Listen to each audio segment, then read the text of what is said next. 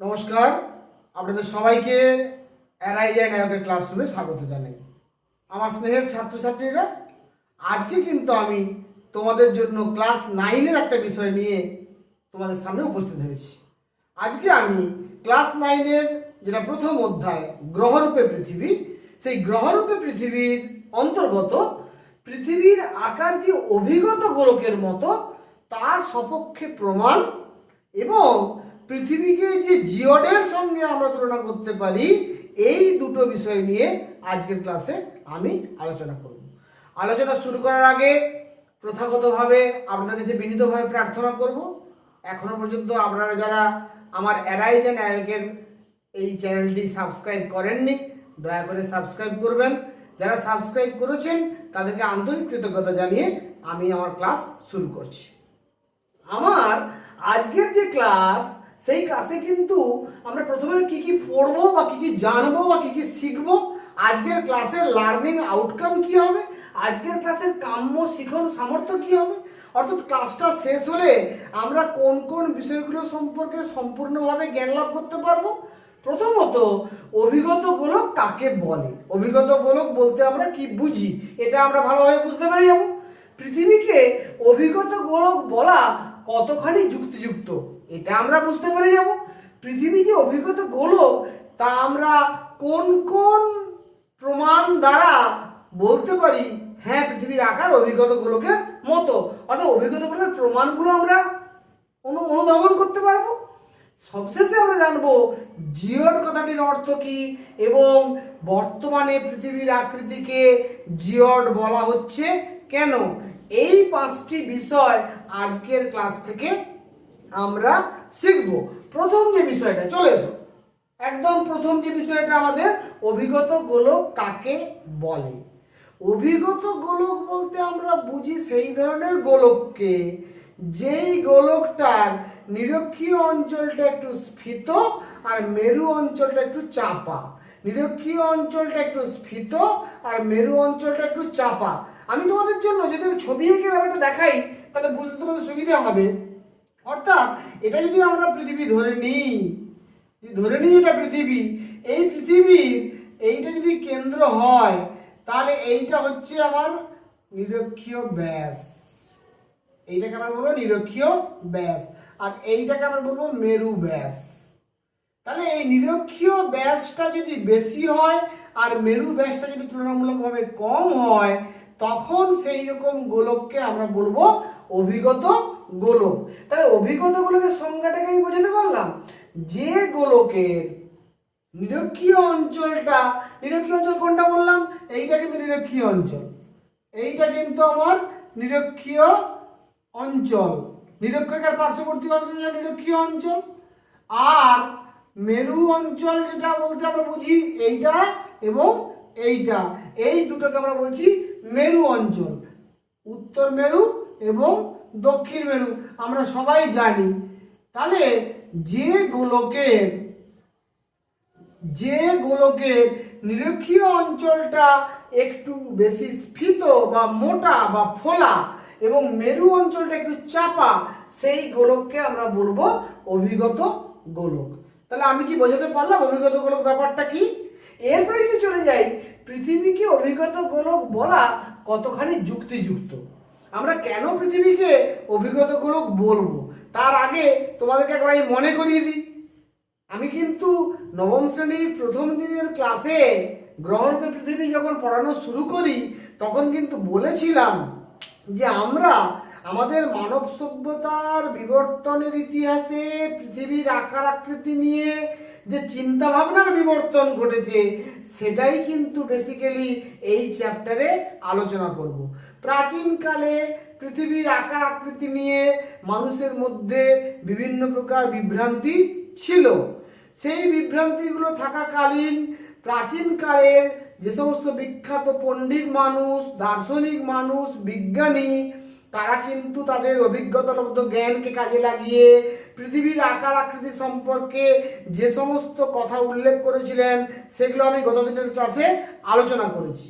কিন্তু দিন যত এগিয়েছে, সভ্যতা যত এগিয়েছে, জ্ঞান বিজ্ঞান যত এগিয়েছে, যত আমরা নিখুঁতভাবে মাপজোপ করতে শিখেছি আমাদের ধারণাগুলো আস্তে আস্তে একটু একটু করে পাল্টাতে শুরু করেছে। ফলে প্রথম দিনের ক্লাসে আলোচনা করেছিলাম পৃথিবীর আকার যে গোল সেটা আমরা প্রমাণ করেছিলাম। আজকের ক্লাসে আমরা আলোচনা করছি পৃথিবীর আকার পুরোপুরি গোল নয়, পৃথিবীর আকার আসলে অভিগত গোলকের মতো। এই অভিগত গোলক বলতে আমরা কি বুঝলাম না, যে গোলকে নিরক্ষীয় অঞ্চলটা একটু স্ফীত আর মেরু অঞ্চলটা একটু চাপা, সেই গোলককে আমরা বলবো অভিগত গোলক। এবারে প্রশ্ন যেটা, এই অভিগত গোলক আমরা কেন বলছি পৃথিবীকে অভিগত গোলক বলাটা কতখানি যুক্তিযুক্ত? তার প্রধান কারণ হচ্ছে এই 2 নম্বর প্রশ্নের উত্তরটা, পৃথিবীকে অভিগত গোলক বলা কতখানি যুক্তিযুক্ত। এখন বিষয়টা হচ্ছে, যত আমি জ্ঞান বিজ্ঞানের উন্নতির সঙ্গে সঙ্গে যখন নিখুঁতভাবে আমরা মাপজোপ করতে পারলাম, তখন দেখা গেল মাপজোপ করে যে পৃথিবীর নিরক্ষীয় ব্যাস, পৃথিবীর নিরক্ষীয় ব্যাস এটা হচ্ছে 12,757 কিলোমিটার। 12,757 কিলোমিটার। আর যেটা মেরু ব্যাস, সেই মেরু ব্যাসটা আমরা দেখলাম 12,714 কিলোমিটার। তাহলে এই মাপজোপটা যতক্ষণ আমরা সঠিকভাবে জানতে পারিনি, ততক্ষণ পর্যন্ত সামগ্রিকভাবে অ্যাট এ গ্ল্যান্স আমাদের চোখের দৃষ্টিতে কিন্তু পৃথিবীকে আমাদের গোল বলেই মনে হতো। যখন আমরা অ্যাকিউরেট মাপ পেয়ে গেলাম, দেখলাম নিরক্ষীয় ব্যাসটা হচ্ছে 12,757 কিলোমিটার, অর্থাৎ এই ডিস্টেন্সটা পৃথিবীর এ প্রান্ত থেকে ও প্রান্ত পর্যন্ত, এই ডিস্টেন্সটাকে বলছি 12,757 কিলোমিটার। আর এই ডিস্টেন্সটাকে বলছি আমরা 12,714 কিলোমিটার। তাহলে কি আমি বোঝাতে পারলাম? এইটা হচ্ছে 12,714 কিলোমিটার আর এইটা হচ্ছে 12,757 কিলোমিটার। স্বাভাবিকভাবে এটা কিন্তু 43 কিলোমিটার বেশি, নিরক্ষীয় ব্যাসটা 43 কিলোমিটার বেশি, অর্থাৎ নিরক্ষীয় অঞ্চলটা একটু ফোলা আর মেরু অঞ্চলটা একটু চাপা, অর্থাৎ পৃথিবীকে শুধুমাত্র গোলক না বলে অভিগত গোলক বলা বেশি যুক্তিযুক্ত। এরপরে যদি 3 নম্বর প্রশ্নে যাই, পৃথিবী যে অভিগত গোলক তা আমরা কিভাবে প্রমাণ করতে পারি? আমাদের হাতে প্রায় 4-5 রকমের প্রমাণ আছে, যেগুলো দিয়ে আমরা প্রমাণ করতে পারি পৃথিবীর আকার অভিগত গোলকের মতো। সেই প্রমাণগুলো কি কি? এখানে তোমাদের কিন্তু আমি পয়েন্ট আকারে আলোচনা করেছি, ক খ গ ঘ ও চ, 6টি পয়েন্ট তোমাদের দিয়েছি। এই 6টি পয়েন্ট তোমরা মনে রাখলে তোমরা কিন্তু পৃথিবীর আকারকে অভিগত গোলক বলা যায় কিনা, বলা কতখানি যুক্তিযুক্ত, বা এর সপক্ষে প্রমাণগুলো খুব সহজেই খাতায় লিখতে পারবে। প্রথম যে প্রশ্নটা, পৃথিবীর নিরক্ষীয় ব্যাস, প্রথম যে পয়েন্টটা, পৃথিবীর নিরক্ষীয় ব্যাস ও মেরু ব্যাসের দৈর্ঘ্য সমান নয়, যেটা আমি এক্ষুনি বললাম যে পৃথিবীর নিরক্ষীয় ব্যাস হচ্ছে 12,757 কিলোমিটার আর মেরু ব্যাস হচ্ছে 12,714 কিলোমিটার। ফলে নিরক্ষীয় ব্যাস মেরু ব্যাসের তুলনায় 43 কিলোমিটার বেশি। 12,757 মাইনাস 12,714 সমান 43 কিলোমিটার বেশি। স্বাভাবিকভাবে এই যে দৈর্ঘ্য সমান নয়, এখান থেকে আমরা বলতে পারি পৃথিবীর আকার সম্পূর্ণ গোলাকার নয়, অভিগত গোলকের মতো, অর্থাৎ নিরক্ষীয় অঞ্চল স্ফীত, মেরু অঞ্চল চাপা। দ্বিতীয় পয়েন্টে দেখো, পৃথিবীর নিরক্ষীয় পরিধি ও মেরু পরিধির দৈর্ঘ্য সমান নয়। পরিধি বলতে আমরা কি বুঝি? পরিধি বলতে আমরা বুঝি এইটা হচ্ছে নিরক্ষীয় পরিধি। আমরা যদি এইভাবে তোমাদেরকে ছবি এঁকে দেখাই, অ্যাকচুয়ালি তো নিরক্ষরেখা একটা বৃত্তাকার রেখা, ফলে এইটা হচ্ছে নিরক্ষরেখা যদি ধরে নিই, তাহলে ওটা হচ্ছে নিরক্ষীয় পরিধি। আর এইটা হচ্ছে আমার মেরু পরিধি, এইটা হচ্ছে আমার মেরু পরিধি। তাহলে এই মেরু পরিধি ও নিরক্ষীয় পরিধির যদি আমরা মাপজোপ করে দেখি, তাহলে দেখব যে পৃথিবীর, এখানটা কারণটা মুছে গেছে বলার কারণ, তাহলে আমরা দেখব যে নিরক্ষীয় পরিধি, পৃথিবীর নিরক্ষীয় পরিধি হচ্ছে 40,091 কিমি এবং পৃথিবীর মেরু পরিধি হচ্ছে 40,009 কিমি।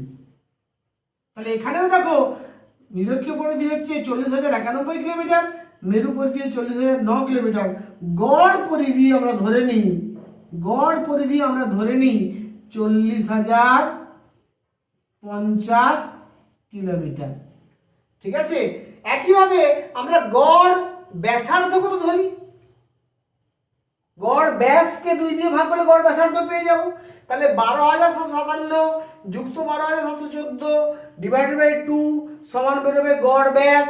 এই গড় ব্যাসকে আমরা 2 দিয়ে ভাগ করলে গড় ব্যাসার্ধ পেয়ে যাব। এই গড় ব্যাসার্ধটা হয়ে যাবে প্রায়, গড় ব্যাসার্ধটা দাঁড়াবে পৃথিবীর গড় ব্যাসার্ধ, পৃথিবীর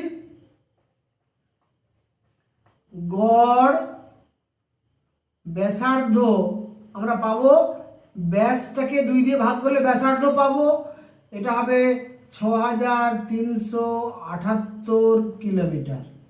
এটা হচ্ছে ব্যাসার্ধ, কিন্তু এটা খেয়াল রাখতে হবে। তাহলে 12,757 কিলোমিটার যুক্ত 12,714 কিলোমিটার ডিভাইডেড বাই 2 করলে আমরা পাবো পৃথিবীর গড় ব্যাস।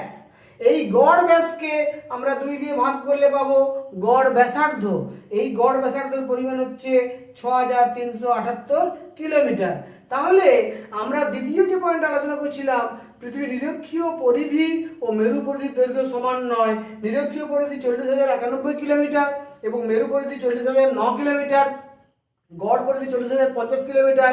এখান থেকেও আমরা বলতে পারি পৃথিবীর আকার সম্পূর্ণ গোলাকার নয়, অভিগত গোলকের মতো। 3 নম্বর পয়েন্ট দেখো, বস্তুর ওজন নিরক্ষীয় অঞ্চলের তুলনায় মেরু অঞ্চলে বেশি হয়। আমরা যে কোনো একটা বস্তুকে নিয়ে আমরা যদি একবার নিরক্ষীয় অঞ্চলে ওজন করি আর একবার সেই বস্তুটাকে মেরু অঞ্চলে ওজন করি, আমরা দেখব মেরু অঞ্চলে বস্তুর ওজন বেশি হবে নিরক্ষীয় অঞ্চলের তুলনায় একটুখানি হলেও। কেন এটা ঘটবে না, যেহেতু নিরক্ষীয় অঞ্চলটা মেরু অঞ্চলটা চাপা, তাহলে মেরু অঞ্চলে চাপা হওয়ার জন্য, মেরু ব্যাসটা কম হওয়ার জন্য, মেরু পরিধিটা একটু কম হওয়ার জন্য মেরু অঞ্চলটা পৃথিবীর কেন্দ্র থেকে দূরত্ব কম। তাহলে পৃথিবীর দূরত্ব যখন কম হবে তখন আকর্ষণ বল বেশি হবে, মাধ্যাকর্ষণ বল বেশি হবে নিউটনের সূত্র অনুযায়ী। এই মাধ্যাকর্ষণ বল বেশি হওয়ার জন্য মেরু অঞ্চলে বস্তুর ওজন কিছুটা বেশি হবে নিরক্ষীয় অঞ্চলের তুলনায়। আমি কি বোঝাতে পারলাম না আরেকবার বলবো? আমি যদি আরেকবার আমাকে বলতে হয়, আমি যদি রিপিট করি যে একই বস্তু, একটা বস্তুকে ধরে নেওয়া যাক আমরা নিরক্ষীয় অঞ্চলে আবার ওজন করলাম, বস্তুটা ধরুন এক্স, এই এক্স বস্তুটাকে আমি নিরক্ষীয় অঞ্চলে ওজন করলাম, দেখা গেল তার ওজন হলো 10 কেজি। আবার ওই একই বস্তুকে আমি মেরু অঞ্চলে নিয়ে গিয়ে ওজন করলাম, তার ওজন দাঁড়ালো 9.9 কেজি। তাহলে নিরক্ষীয় অঞ্চলে হলো 10 কেজি, মেরু অঞ্চলে হলো, আমি একটু ভুল বলে ফেললাম, 9.9 কেজি হবে না, 10.1 কেজি আমাকে ধরতে হবে, কারণ মেরু অঞ্চলে ওজনটা বেশি হবে। আমি একটু ভুল বলে ফেলেছি, ভেরি সরি, আমার এটা মানে জীবের ভুল বলতে পারো তোমরা। ফলে অ্যাকচুয়ালি কিন্তু মেরু অঞ্চলের ওজনটা বেশি হবে। তাহলে নিরক্ষীয় অঞ্চলে যে বস্তুর ওজন 10 কেজি ছিল, মেরু অঞ্চলে সেই বস্তুর ওজনটা হবে 10.1 কেজি। তাহলে এই যে ওজনের পার্থক্য ঘটলো, কেন ঘটলো না আকর্ষণ বলের পার্থক্য। কার আকর্ষণ বলের পার্থক্য না পৃথিবীর মাধ্যাকর্ষণ বলের পার্থক্য। পৃথিবীর মাধ্যাকর্ষণ বল কোথায় বেশি না পৃথিবীর মাধ্যাকর্ষণ বল কিন্তু মেরু অঞ্চলে বেশি। পৃথিবীর মাধ্যাকর্ষণ বল কেন মেরু অঞ্চলে বেশি না মেরু অঞ্চল যেহেতু পৃথিবীর কেন্দ্র থেকে ডিস্টেন্স একটু কম, তাই আকর্ষণ বল বেশি, তাই ওজনও বেশি। এই যে ওজনের পার্থক্য, এই ওজনের পার্থক্য থেকেও কিন্তু আমরা বিজ্ঞানসম্মতভাবে প্রমাণ করতে পারি পৃথিবীর আকার অভিগত গোলকের মতো। এরপরে যে 4 নম্বর পয়েন্টে চলে আসি, ফরাসি বিজ্ঞানী জন রিচার্ড 1671 খ্রিস্টাব্দে তিনি হঠাৎ করে লক্ষ্য করলেন তার একটা দেওয়াল ঘড়ি ছিল। সেই দেওয়াল ঘড়িটার দোলকটার দৈর্ঘ্য প্রায় 1.5 মিটার। এই দেওয়াল ঘড়িটা যখন তিনি ফ্রান্সে ছিলেন, 49 ডিগ্রি উত্তর অক্ষাংশে তিনি ছিলেন, তখন ঘড়িটা সঠিক টাইম দিচ্ছিল। এবার ওই ঘড়িটাকে যখন তিনি কেইন দ্বীপে নিয়ে চলে এলেন, কেইন দ্বীপটা দক্ষিণ আমেরিকার একটা দ্বীপের নাম, যার অক্ষাংশের মান হচ্ছে 0 ডিগ্রি, অর্থাৎ নিরক্ষরেখার উপর অবস্থিত, তখন কিন্তু দেখা গেল ঘড়িটা 2.5 মিনিট করে স্লো যাচ্ছে।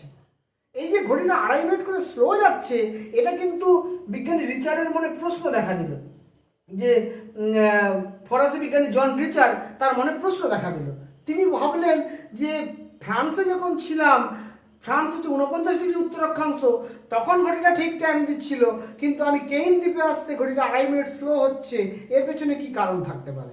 তিনি নিজের বিদ্যা বুদ্ধিকে কাজে লাগিয়ে তিনি কিন্তু তার ঘড়ির দোলকটাকে 1/4 ইঞ্চি কেটে ছোট করে দিলেন। 1/4 ইঞ্চি মানে 1 ইঞ্চির 1/4 তিনি কেটে ছোট করে দিলেন। ছোট করে আবার ঘড়ির দোলকটাকে লাগিয়ে দিলেন। দেখা গেল এবার ঘড়ি কিন্তু সঠিক সময় দিচ্ছে। এই যে ঘটনাটা, এই ঘটনাটাও কিন্তু নিউটনের মাধ্যাকর্ষণ সূত্র দিয়ে আমরা ব্যাখ্যা করতে পারি, যে নিরক্ষীয় অঞ্চল যেহেতু বেশি স্ফীত, তাই পৃথিবীর কেন্দ্র থেকে নিরক্ষীয় অঞ্চলের দূরত্ব বেশি, আর দূরত্ব বেশি হওয়ার জন্য যখন আমি 0 ডিগ্রি অক্ষাংশে অবস্থান করছি, তখন ঘড়িটা কিন্তু কম আকর্ষণ বলের কারণে স্লো যাচ্ছে। যখন ফ্রান্সে ছিল তখন কিন্তু ঘড়িটা সঠিক টাইম দিচ্ছিল। এই যে 1/4 যদি ছোট করে দিলেন, তার ফলে কিন্তু ঘড়িটা ঠিক টাইম দিতে শুরু করলো। এটাকেও আমরা মাধ্যাকর্ষণ বলের দ্বারা ব্যাখ্যা করতে পারি, এবং এখান থেকেও বলতে পারি পৃথিবীর আকার অভিগত গোলকের মতো। এরপরে আমি চলে যাব নিরক্ষীয় অঞ্চলে ও মেরু অঞ্চলে কৌণিক দূরত্বের সঙ্গে বাস্তব দূরত্বের পার্থক্য। এটা কিভাবে বুঝবো আমি? না, আমি নিরক্ষীয় অঞ্চল 0 ডিগ্রি থেকে উত্তর দিকে 1 ডিগ্রি অক্ষাংশ পথ অতিক্রম করলাম। দেখা গেল 1 ডিগ্রি পথ অতিক্রম করলে আমি 111 কিলোমিটার পথ অতিক্রম করছি। কিন্তু একইভাবে যখন আমি মেরু অঞ্চল থেকে স্টার্ট করব, 90 ডিগ্রি উত্তর অক্ষাংশ থেকে যখন আমি নেমে আসবো 89 ডিগ্রি উত্তর অক্ষাংশে, তখন আমি দেখব যে 1 ডিগ্রি পথ অতিক্রম করলে 111 কিলোমিটার কিছুটা বেশি বাস্তব দূরত্ব অতিক্রম করতে হচ্ছে। এখান থেকেও আমরা প্রমাণ করতে পারি যে এই যে নিরক্ষীয় অঞ্চলে যেখানে 1 ডিগ্রিতে 111 কিলোমিটার যেতে হচ্ছে, মেরু অঞ্চলে কিন্তু 1 ডিগ্রিতে 111 কিলোমিটার থেকে একটু বেশি যেতে হচ্ছে। এখান থেকে আমরা প্রমাণ করতে পারি যে পৃথিবীটার আকৃতি অভিগত গোলকের মতো। আর ফ্রান্সের রয়্যাল একাডেমি অফ সায়েন্স, তারা একটা পরীক্ষা করেছিলেন।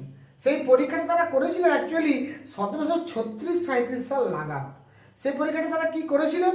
সেই পরীক্ষায় তারা যেটা করেছিলেন যে পৃথিবীর যে গোলাকার আকৃতি, এটাকে 3টে জায়গাতে তারা বৃত্তচাপের মাপ নিয়েছিলেন। একটা নিয়েছিলেন নিরক্ষরেখায় 0 ডিগ্রি অক্ষাংশে, অর্থাৎ কেইন দ্বীপে, কুইটো নামক স্থানে। আমরা জানি ইকুয়েডরের রাজধানী কুইটো, ওটা 0 ডিগ্রি অক্ষরেখার উপর অবস্থিত। তিনি কুইটো শহরে একবার পৃথিবীর গোলীয় আকৃতির বৃত্তচাপের মাপ নিয়েছেন। তিনি আবার প্যারিসে 49 ডিগ্রি উত্তর অক্ষরেখায় একবার মাপ নিয়েছেন। আবার তিনি ল্যাপল্যান্ড নামক স্থানে, যেটা প্রায় 66 ডিগ্রি উত্তর অক্ষাংশ, সেখানে একবার বৃত্তচাপের মাপ নিয়েছেন। দেখা গেল বৃত্তচাপের মাপ কিন্তু যত অক্ষাংশের মান বাড়ছে, বৃত্তচাপের কিন্তু দৈর্ঘ্য বাড়ছে। এই যে বৃত্তচাপের দৈর্ঘ্য বাড়ছে, তাহলে নিরক্ষীয় অঞ্চলের বৃত্তচাপের দৈর্ঘ্য কম আর সমান ডিস্টেন্স কিন্তু সমান ডিস্টেন্স এলাকাতে আমরা কিন্তু এই মাপটা নিচ্ছি। ফলে নিরক্ষীয় অঞ্চলে কিন্তু আমি দেখব বৃত্তচাপের দৈর্ঘ্য কিছুটা কম, ফ্রান্সে প্যারিসে মাঝারি, এবং ল্যাপল্যান্ডে গিয়ে সেটা সব থেকে বেশি হচ্ছে। এই যে বৃত্তচাপের দৈর্ঘ্যের মাপ পাল্টে যাচ্ছে, এখান থেকেও আমরা প্রমাণ করতে পারি পৃথিবীর আকার অভিগত গোলকের মতো। এবারে যদি আমরা পরের পয়েন্টে চলে আসি, যে জিওড কথাটির অর্থ কি? জিওড বলতে আমরা কি বুঝি? জিওড বলতে আমরা বুঝি পৃথিবীর আকৃতি পৃথিবীর মতো। এই কথাটা কেন বললাম? না, আমি আগেই বলেছি পৃথিবীর আকৃতি নিয়ে কিন্তু প্রাচীনকাল থেকে আমাদের মানুষের মধ্যে বহু বিভ্রান্তি ছিল। বহু দিন ধরে বহু ধাপে বহু গবেষণার মাধ্যমে আমাদের কিন্তু সঠিক ধারণায় উপনীত হতে হয়েছে। আমরা যত জ্ঞান বিজ্ঞান উন্নত হয়েছে, যত আমরা নিখুঁতভাবে মাপজোক করতে পারছি, তত কিন্তু আমাদের পৃথিবীর আকার আকৃতি সম্পর্কে জ্ঞানটা আরো পরিস্ফুট হচ্ছে। এখন বিজ্ঞানীরা দেখছেন যে পৃথিবীর আকার অভিগত গোলকের মতো, কিন্তু সেখানেও কিছু কিছু ছোট ছোট বিভ্রান্তি আছে। কিরকম বিভ্রান্তি আছে না, যদি আমরা পৃথিবীর ভূপৃষ্ঠটাকে ভাবি, আমাদের মহাদেশের সর্বোচ্চ অংশের নাম কি? মহাদেশের সর্বোচ্চ অংশের নাম হচ্ছে মাউন্ট এভারেস্ট, 8,848 মিটার উঁচু। 8,848 মিটার উঁচু মানে প্রায় 9,000 কিলোমিটার, মানে প্রায় 9 কিলোমিটার। সমুদ্র সমতল থেকে মাউন্ট এভারেস্ট প্রায় 9 কিলোমিটার উঁচুতে অবস্থিত। আবার পৃথিবীর গভীরতম স্থান প্রশান্ত মহাসাগরের ম্যারিয়ানা খাত, সেটা কিন্তু আমরা জানি প্রায় 11,000 কিলোমিটার, 11,000 মিটার, 11,000 মিটার বা 11 কিলোমিটার গভীর। অ্যাকুরেটলি 11,035 মিটার, যাই হোক আমরা 11,000 মিটার ধরে নিচ্ছি। তাহলে মাউন্ট এভারেস্ট হচ্ছে প্রায় 9,000 মিটার উঁচু, আবার ম্যারিয়ানা খাত হচ্ছে 11,000 মিটার নিচু। তাহলে মাউন্ট এভারেস্টের পিক বা চূড়া থেকে ম্যারিয়ানা খাতের গভীরতম অংশের মধ্যে ডিফারেন্স কত, ডিস্টেন্স কত? প্রায় 20 কিলোমিটার, প্রায় 20 কিলোমিটার। এখান থেকেও কিন্তু আমরা বুঝতে পারছি যে পৃথিবীর আকার যে পুরোপুরি গোল বলছিলাম বা পৃথিবীর আকার যে অভিগত গোলক বলছিলাম, এখানেও কিন্তু সঠিকভাবে অভিগত গোলক আমি বলতে পারছি না। আর কি কারণে বলতে পারছি না?